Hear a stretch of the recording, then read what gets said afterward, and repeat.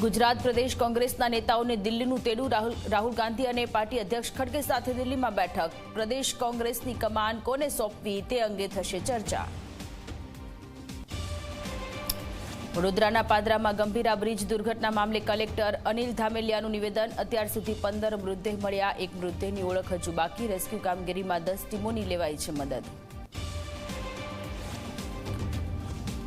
અમદાવાદના કુબેરનગર વિસ્તારમાં વગર વરસાદે રસ્તા પર પાણી ટાંકીની કામગીરી દરમિયાન લાઇનમાં ભંગાણ પડતા લાખો લીટર પાણીનો બગાડ।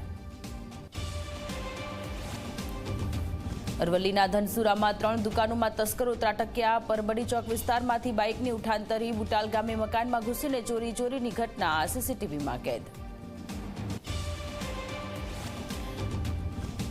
उत्तर भारत में अनेक ठेकाणे मेघावी माहौल, हरियाणा गुरुग्राम में पवन साथे वरस्यो वरसाद तो राजस्थान अजमेर में वरसाद बाद रस्ता पर पानी भराया, आकाशी आफतथी लोको परेशान।